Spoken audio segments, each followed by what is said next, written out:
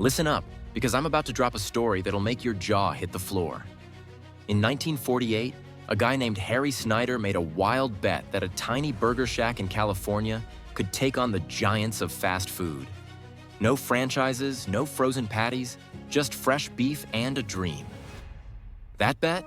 It birthed In-N-Out Burger, a family-run empire with a cult following so intense it's got celebrities, chefs, and regular folks lining up for hours.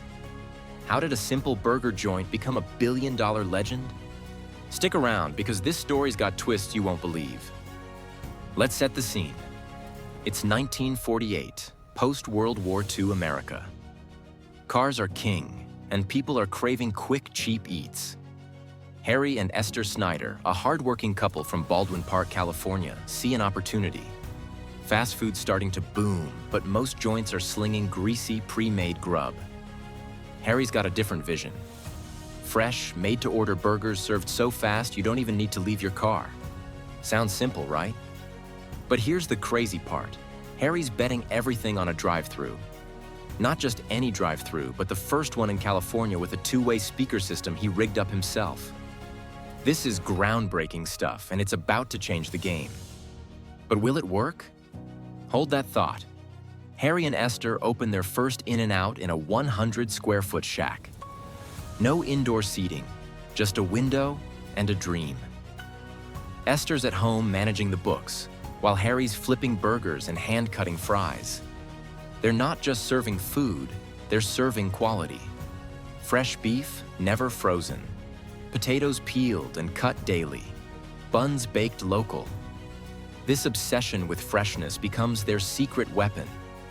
Customers start showing up, word spreads, and soon, cars are lining up around the block.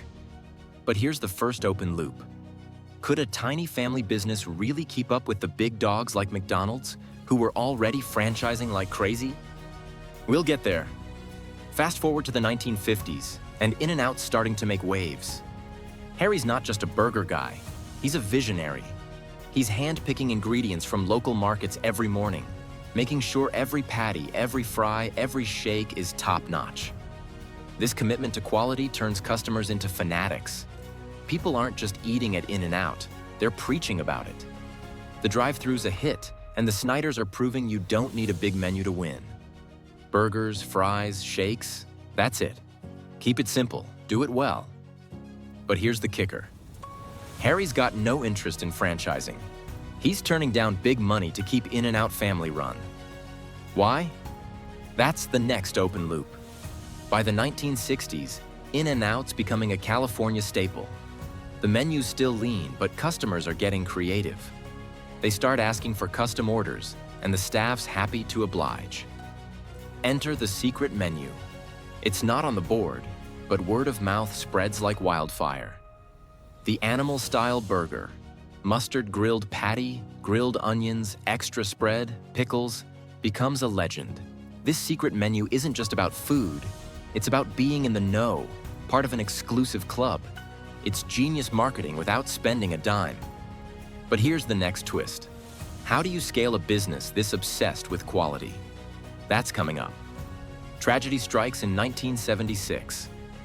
Harry Snyder passes away, leaving Esther and their sons, Rich and Guy, to carry the torch. Rich, the younger son, steps up at just 24. He's got big shoes to fill, but he's all in. Rich doubles down on Harry's vision. Quality over quantity, family over franchises. He expands slowly, making sure every new location meets In-N-Out's insane standards. By the 1980s, there are 90 locations, all in California, all company-owned. Rich also adds a quirky touch. Bible verses printed on cups and wrappers, a nod to the family's Christian values. It's a bold move, but fans eat it up. The brand's authenticity is magnetic. But here's the next open loop. Can a young guy like Rich keep this empire growing without losing its soul? The 1990s bring more challenges. Rich Snyder dies in a plane crash in 1993, a devastating blow. His brother Guy takes over, but he's battling personal demons. In 1999, Guy passes away from a drug overdose. The family's reeling, and In-N-Out's future looks shaky. Enter Lindsay Snyder, Harry and Esther's granddaughter, who's just a teenager. She's the last Snyder standing, and the weight of the empire falls on her shoulders. Can a kid with no experience lead a billion-dollar business? That's the next question mark. Lindsay steps up in the 2000s, and she's no pushover. At 24, she becomes president, and she's got her grandparents' grit. Lindsay's laser-focused on keeping In-N-Out true to its roots. No franchising, no going public, no cutting corners. She expands cautiously, moving into Arizona, Nevada, and Texas, but only where they can guarantee fresh ingredients. Distribution centers are built close to stores to keep that never-frozen promise. By 2010, In-N-Out's got over 300 locations, and the cult following's stronger than ever. Celebrities like Gordon Ramsay and Anthony Bourdain are shouting its praises. Fans are waiting 14 hours at new openings. Lindsay's proving the doubters wrong, but here's the next open loop. How do you keep a cult brand relevant in a world obsessed with trends? Let's talk about that cult following. In-N-Out's not just a restaurant, it's a lifestyle. Fans don't just like it, they're obsessed. There's merch, like t-shirts and safety pins, that sells out fast.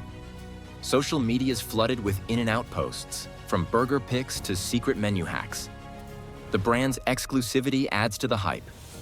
With locations mostly in the West, it's a bucket list stop for East Coasters. People literally FedEx burgers across the country. And the secret menu? It's a badge of honor. Ordering a 4x4 or animal-style fries makes you feel like you're in on something special. But here's the next puzzle. What's the real secret behind this loyalty? It's all about authenticity. In-N-Out's never chased fads. While other chains roll out gimmicky items, In-N-Out sticks to its core menu. They don't do price wars or discount games. They pay employees well. Starting wages are higher than most fast food joints, and it shows in the service. Happy workers mean happy customers. Plus, the Snyders treat their team like family, fostering loyalty that trickles down to the drive-thru. This isn't just a business, it's a legacy. Lindsay said in interviews she'll never take In-N-Out public. It's about staying true to Harry's bet. Quality, simplicity, family. But here's the next open loop. Can they keep this up forever? The 2010s and 2020s see In-N-Out facing new tests. The fast food world's changing. Better burger chains like Shake Shack are popping up, and plant-based options are everywhere. In-N-Out doesn't budge. They add a couple drinks, cherry Coke, light pink lemonade, but the core menu's untouched. Fans love it, but critics wonder if they're too stubborn.